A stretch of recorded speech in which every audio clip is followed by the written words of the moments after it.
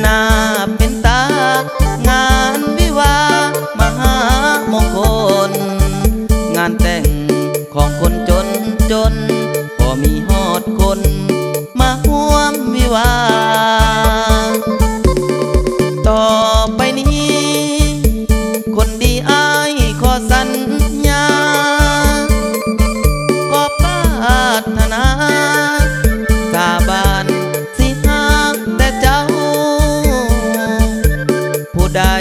สิว่าหรือไทยบ้านสิสากวันเฮางานดองบ่ใหญ่คือเขา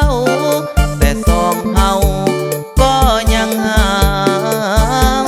กัน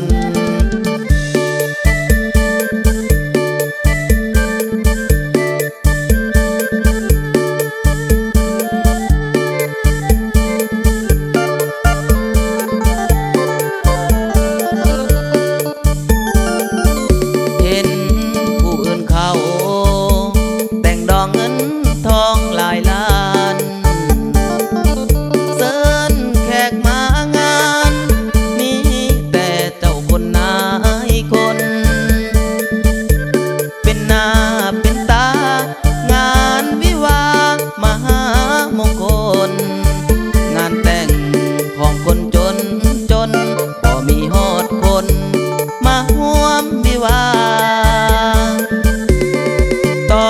ไปนี้คนดีอ้ายขอสัญญาขอปรารถนาสาบานสิฮักแต่เจ้าผู้ใดสิว่าหรือไทยบ้านสิสากวันเฮางานดองบ่ใหญ่